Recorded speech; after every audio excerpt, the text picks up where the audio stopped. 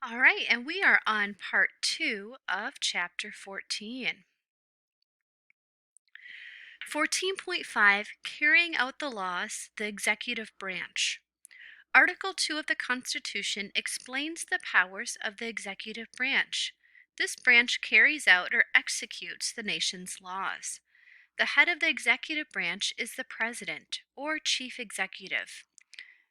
Working for the president are the people and organizations that help to carry out the laws written and passed by Congress. The men who wrote the Constitution did not want the United States to have a leader with too much power, like a king, so they limited the president's power. For example, the Constitution gives the president the power to either sign or veto the bills passed by Congress. But Congress can overrule the president's veto by a two-thirds vote of both houses.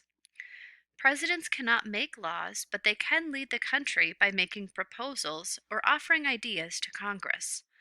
One way that presidents do this is by giving a State of the Union speech every year to both houses in the House chamber. In these speeches, they may suggest ideas for new laws. The president can call Congress together for a special session or meeting. This power is a useful tool when a president believes that there is a national emergency. The president shares power over foreign affairs with Congress. The president can sign a treaty with another nation, but two-thirds of the Senate must approve it. As commander-in-chief, the president is in charge of the nation's armed forces, such as the Army and Navy. But only Congress can declare war. As chief executive, the president nominates or suggests people for key jobs in the government. For example, the president nominates cabinet members, ambassadors, and federal judges. However, the Senate has to accept or reject the president's choices. The president has the power to grant pardons to people who have been found guilty of crimes against the nation. A pardon is a release from punishment, but the president cannot give pardons in the cases of impeachment. The president is only the head of the executive branch and not a king. But most people view the president as the leader of the country. In many ways, such as in discussions with other countries, the president represents the United States. To the left, the president is the head of the executive branch and lives in the White House, shown at center. Beyond the White House are many office buildings. Some of these are used by government officials.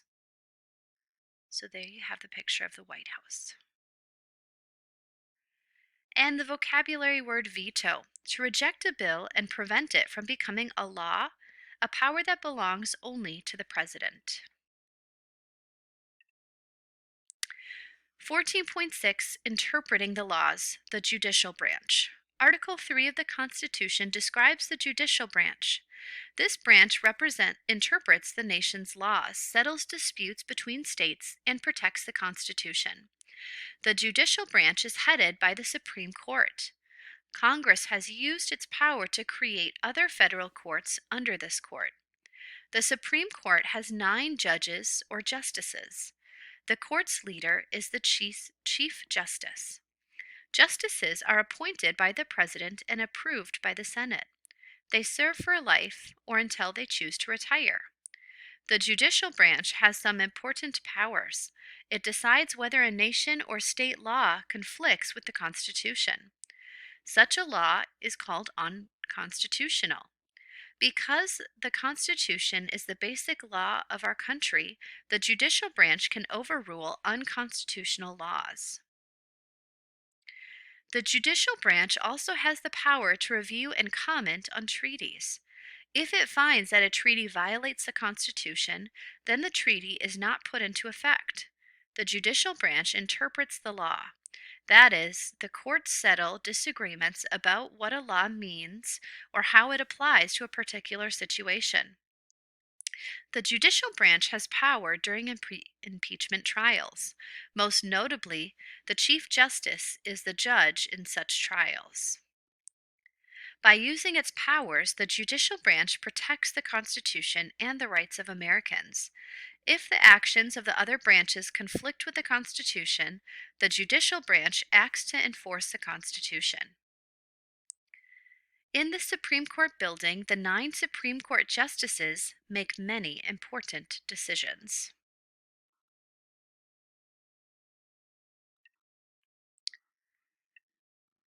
"14.7 Limiting Power, Checks and Balances.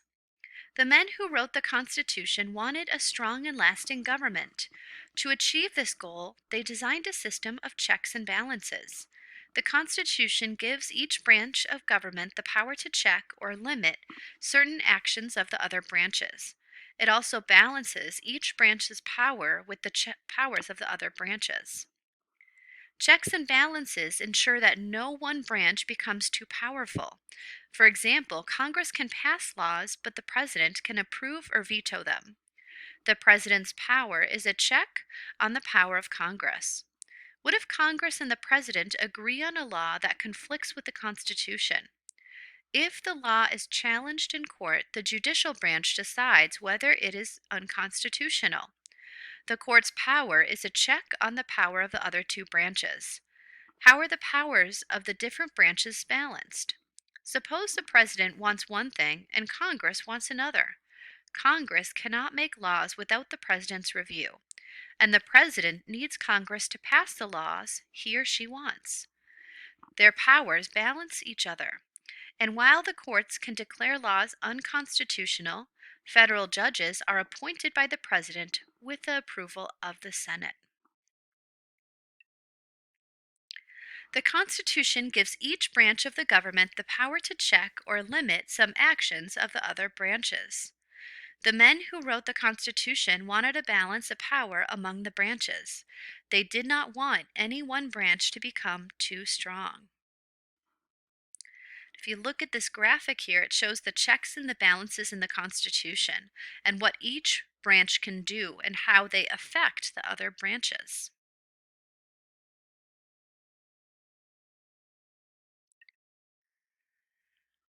Another example of checks and balances is impeachment. Suppose members of the executive or judicial branch misuse their power. Congress can impeach them, try them, and remove them from office if they are found guilty.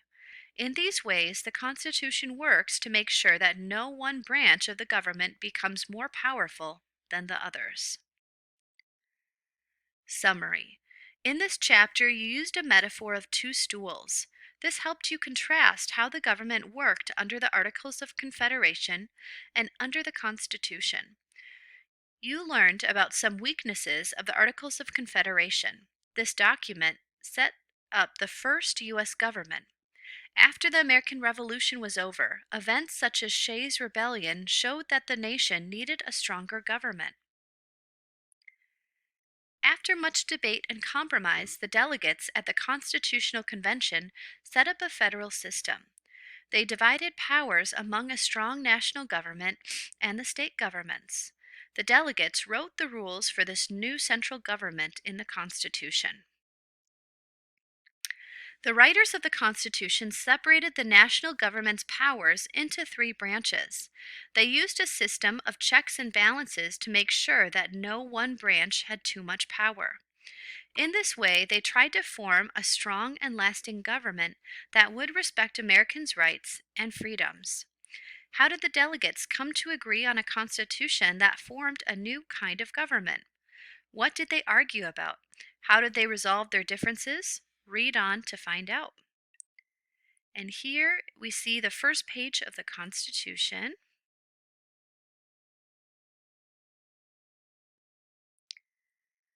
All right, and this is part 2 of the end of the chapter.